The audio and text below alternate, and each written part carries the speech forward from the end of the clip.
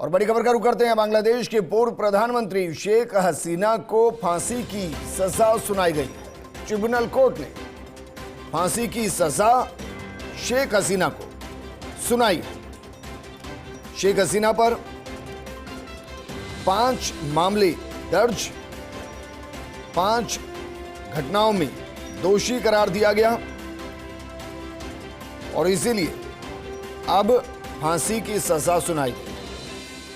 लेकिन क्या ये बांग्लादेश की सियासत में अपने विरोधी को जड़ से खत्म करने की यूनूस सरकार की वो साजिश जो चाइना और डीप स्टेट के कहने पर की गई?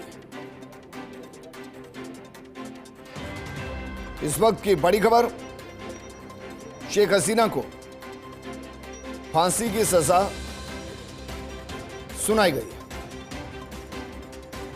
शेख हसीना के खिलाफ मानवता के विरुद्ध कथित अपराधों पर आईसीटीबीडी ने अपना फैसला सुना दिया है और उसने फांसी की सजा सुनाई है।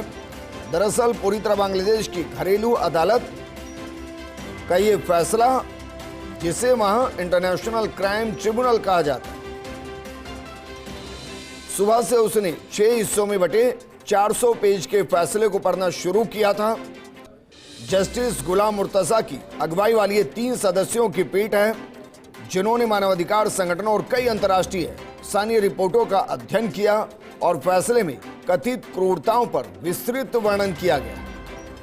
अदालत ने रिकॉर्ड में बाकायदा ये भी रखा कि बड़ी संख्या में प्रदर्शनकारी मारे गए।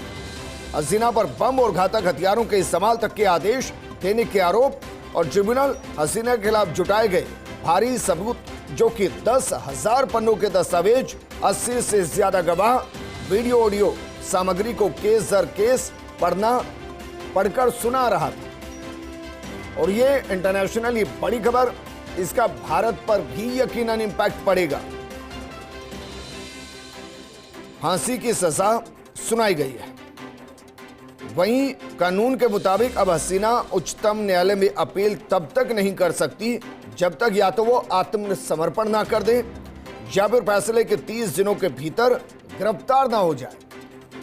यानी अगर अब शेख हसीना को उच्चतम न्यायालय के अंदर बांग्लादेश में इस फैसले के खिलाफ जाना है तो उससे पहले बांग्लादेश जाना होगा। अब उसमें 2 तरीके हैं। पहला तरीका आत्मसमर्पण का और दूसरा तरीका गिरफ्तारी का, जो इस फैसले के 30 दिन के भीतर। अगर इनमें से किसी विकल्प को शेख हसीना चुनती है तो ही वो उच्चतम न्यायालय जा सकती है। हालांकि हम मानकर चल रहे दोनों ही विकल्प स्वीकार्य नहीं है। ना तो शेख हसीना आत्मसमर्पण करेगी और ना ही 30 दिन के अंदर वो गिरफ्तार होगी, ये संभावना है। तो फिर इस फैसले का इंटरनेशनली क्या इंपैक्ट पड़ेगा, भारत और बांग्लादेश के रिलेशन पर इसका क्या इंपैक्ट पड़ेगा, जो इंटरनेशनली रूल्स हैं उनके मुताबिक इस केस के अंदर अब आगे क्या होगा। लेकिन ये भारत के